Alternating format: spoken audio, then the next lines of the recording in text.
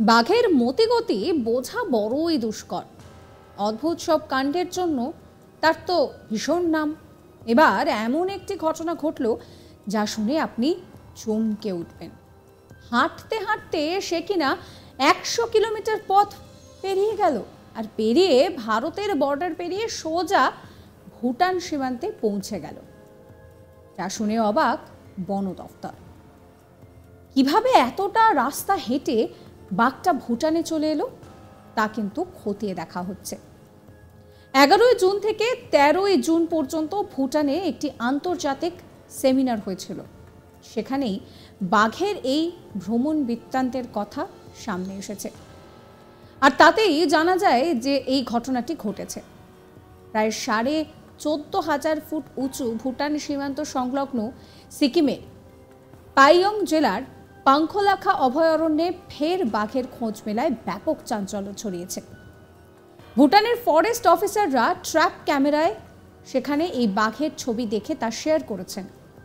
এরপর যে বাঘের ছবি দেখা যাচ্ছে তাতে তারা অনেকটাই বুঝতে পেরেছেন যে সিকিম আর ভুটানের বাঘ একই।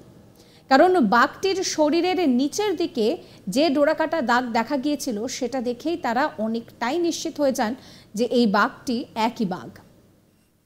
আর এই বাঘের ছবি রীতিমতন চাঞ্চল্য ছড়িয়েছে।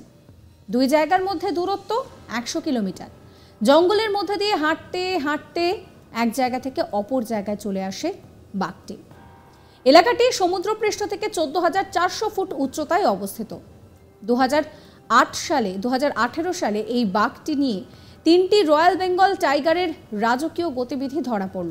বৃহস্পতিবার এই ছবি কিন্তু ধরা পড়েছে এবং তারপরেই সিকিম বন দফতর একটি বিবৃতি দিয়েছে। আর তা নিয়ে কিন্তু পাহাড়ে হইচই পড়ে গিয়েছে।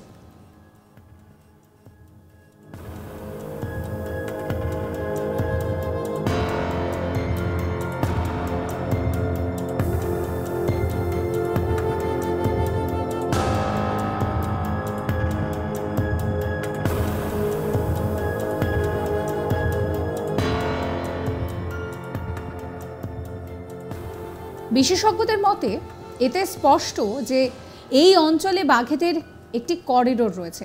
সম্প্রতি ভুটানে আয়োজিত south Asia wild life trafficking নিয়ে একটি আলোচনা সভাতেও এই বিষয়টি গুরুত্ব পেয়েছে। সিকিমের প্রধান বনকর্তার বক্তব্য, পর্বতের শিখরে বাঘের অবস্থান যথেষ্টই গুরুত্বপূর্ণ, তাই সংরক্ষণের পাশাপাশি সংখ্যা বৃদ্ধিতেও গুরুত্ব দেওয়া হয়েছে।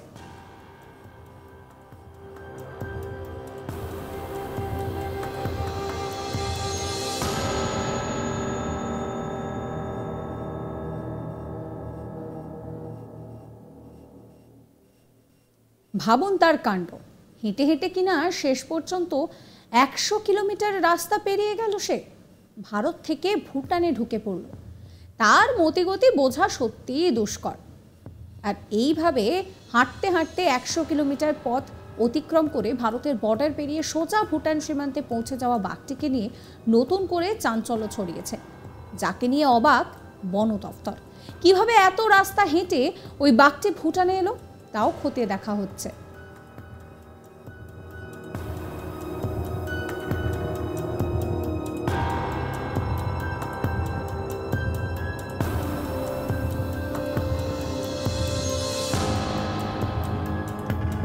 জুন থেকে 13 জুন পর্যন্ত ভুটানে একটি আন্তর্জাতিক সেমিনার হয়েছিল।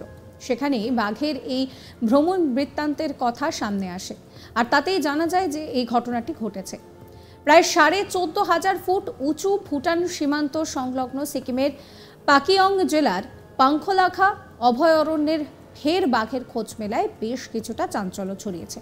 ভুটানের ফরেস্ট অফিসাররা ট্র্যাপ ক্যামেরায় সেই ছবি দেখে তা শেয়ার করেছেন।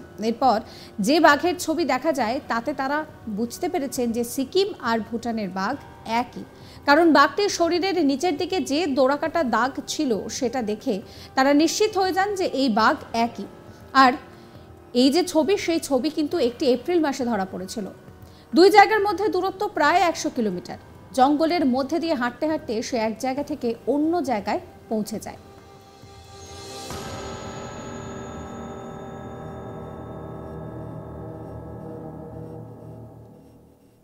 সাবস্ক্রাইব করবেন আজ তাক বাংলার ইউটিউব চ্যানেলকে, ফলো করবেন হোয়াটসঅ্যাপ চ্যানেলও।